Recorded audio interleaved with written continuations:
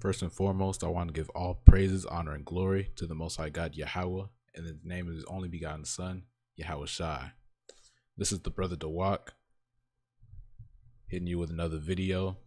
All right, so this one we gonna go into this term that people ignorantly use about us, a title that they put on us, which is Black Hebrew Israelite, right? As if this is a strictly a black thing, like a black movement, right? When every Israelite I've seen that goes to the streets perpetuates that is blacks, Hispanics, and Native Americans that are in this thing, that are the Israelites, that are the true chosen people of God, right? Except for a Negro only brother that I haven't seen on the street really. So that's what I'm going to go into, proving that the Hispanic brothers, they are the Israelites as well. Okay, so first of all, we're going to get 2nd Ezra 13. I'm going to try to get through this quick. Got a lot of scripts I want to get through. So 2nd Ezra 13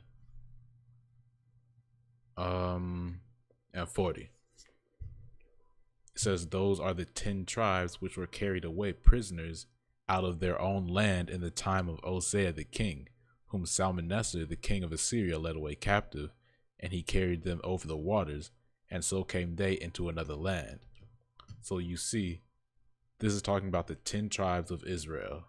41. But they took this counsel amongst themselves, that they would leave the multitude of the heathen and go forth into a further country, where never mankind dwelt.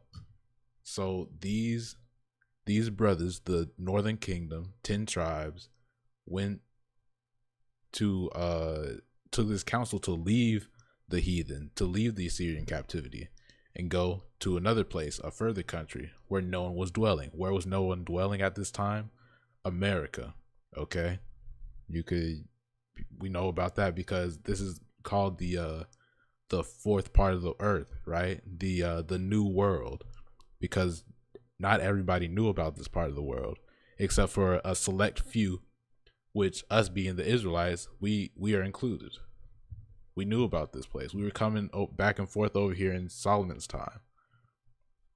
All right.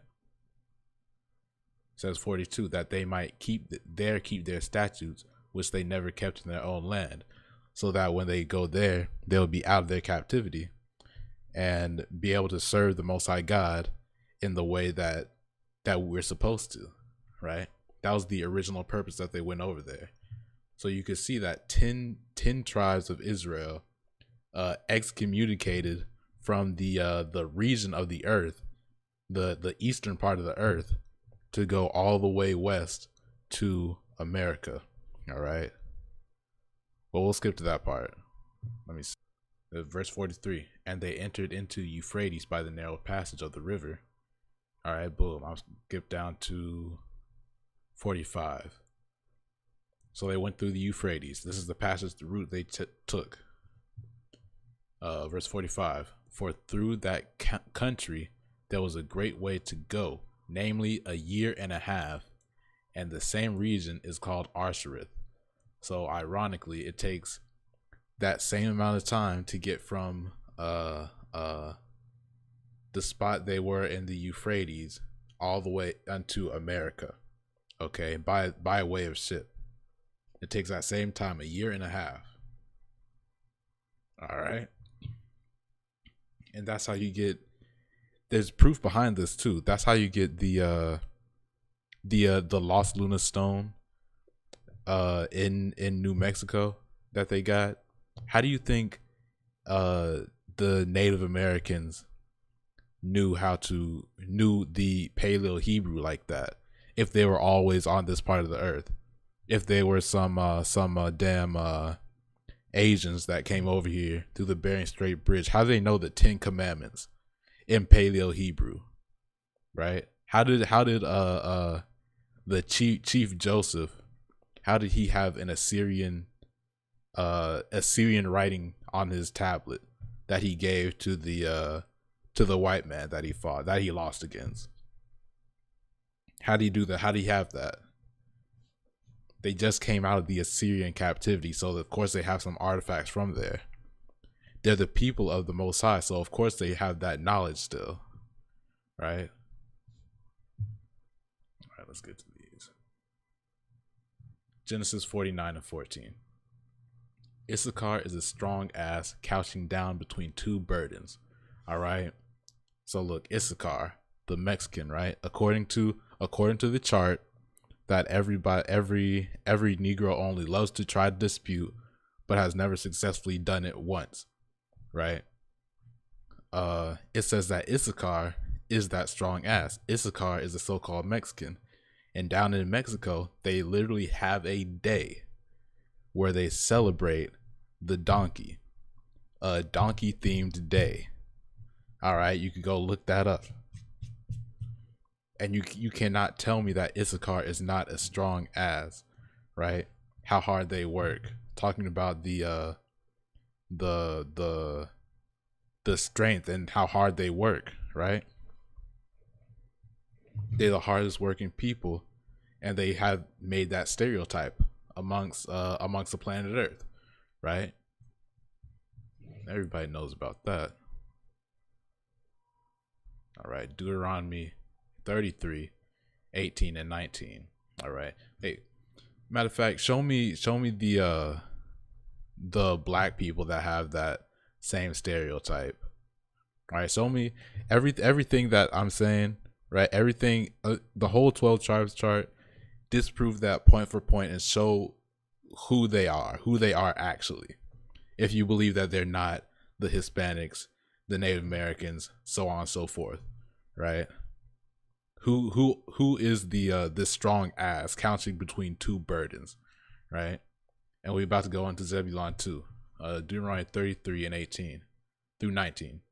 And of Zebulon he said, rejoice, Zebulon, in thy going out, and Issachar in thy tents. They shall. So right there, boom. It just named Zebulon and Issachar together, right?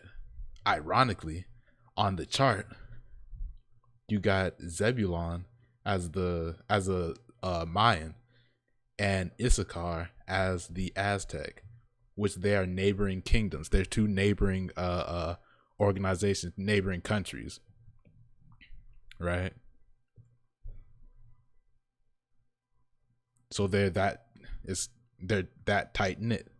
All right. They shall call the people unto the mountain, and there they shall offer sacrifices of righteousness.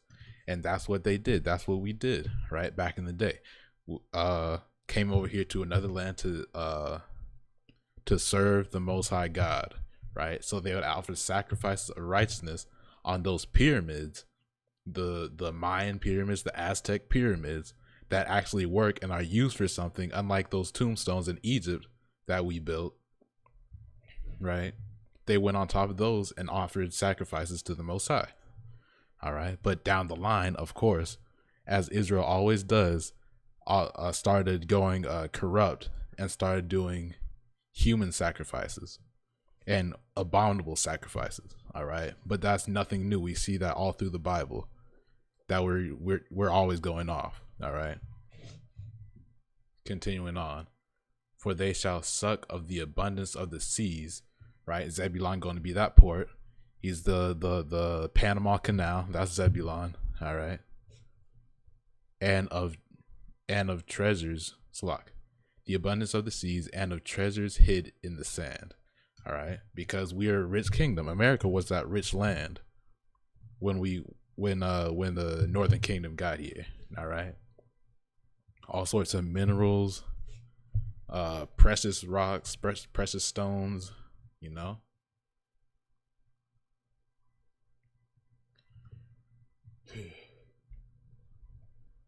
let's get First Chronicles 12 and 32 through 33. And of the children of Issachar, which were men that had understanding of times, to know what Israel ought to do, the heads of them were 200. So Issachar had that understanding of times. And who has that understanding of times? The Aztecs had understanding of time. The Aztec in Hebrew literally means people of time. All right, but these guys aren't the Israelites. This is just a prophecy. This is who else does this fit, man? Who else is this? Who else is this going to be?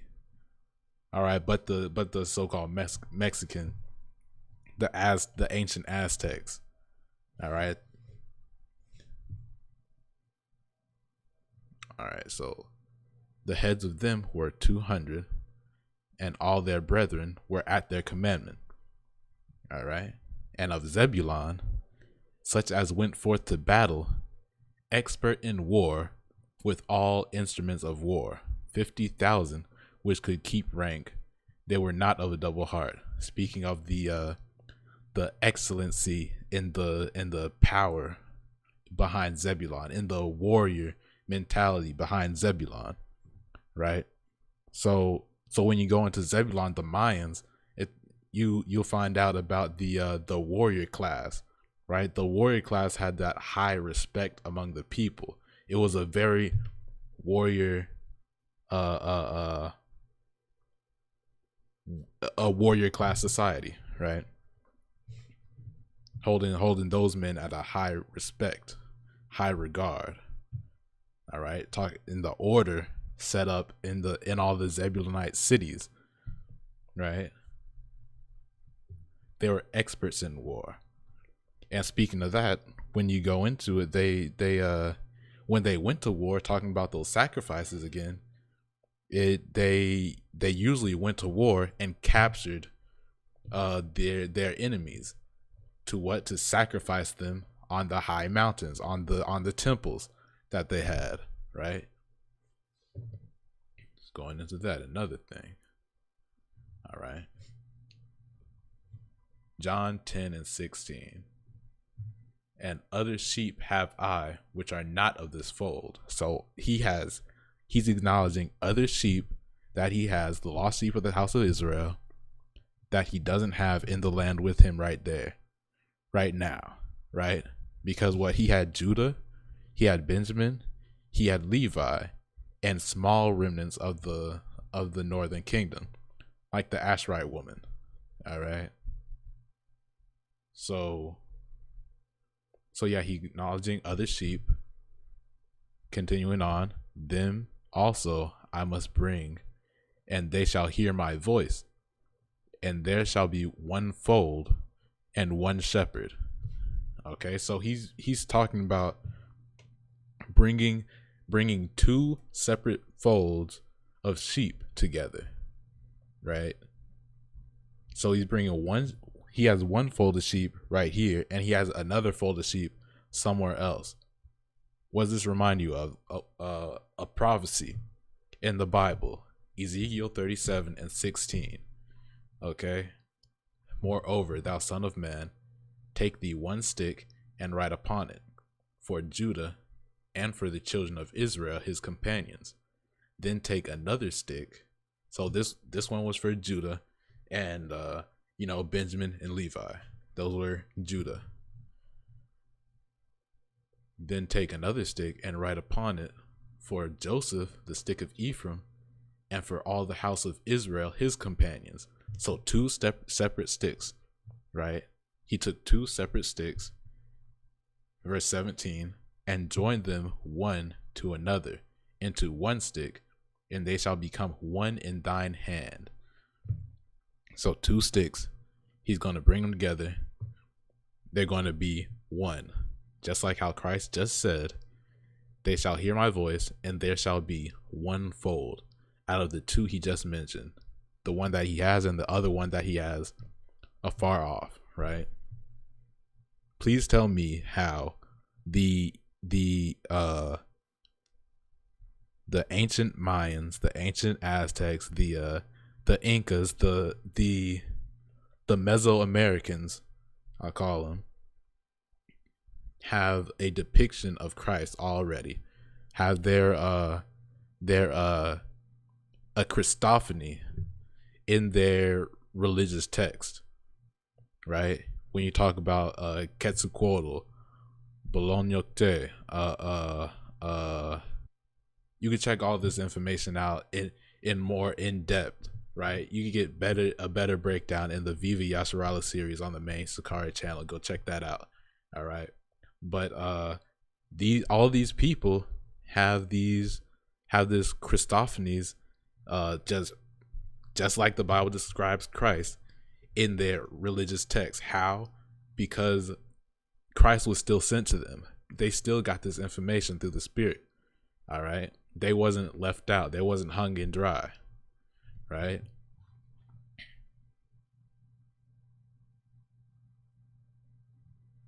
All right.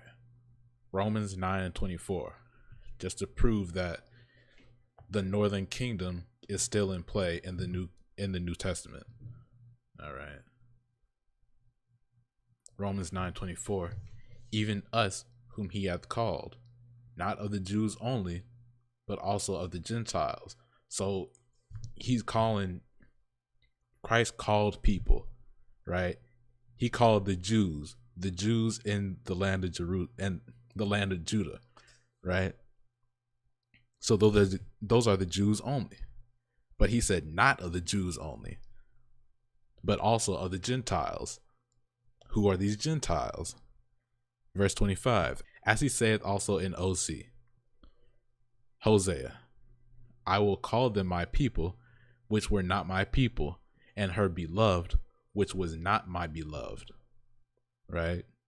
So who was he talking about in Hosea? He was clearly talking about the Israelites in Hosea. So just like he's talking about the Israelites, it's still talking about the Israelites in Romans 9. Right? 26, and it shall come to pass that in the place where it was said unto them, ye are not my people, there ye shall be called the children of the living God. Right? So that's them being brought back in their true nationality and understanding, right? Just like we do every day, just like I'm doing right now, just like the brothers on the street do every time we go out there. All right, calling the tribes back together. All right. And if you can refute that, I would love to see the proof. I would love to see the evidence you got behind that to prove that some dark-skinned people often Malaysia somewhere fit these curses, fit these prophecies. They're actually the Israelites. They're actually, the Zebulonites. They fit it. Like, come on, man. Prove it point for point. They fit the prophecies. These prophecies, okay? I want to see that. But with that being said, I want to say all praises to Yahweh Bahashem Yahweh Shai and Shalom.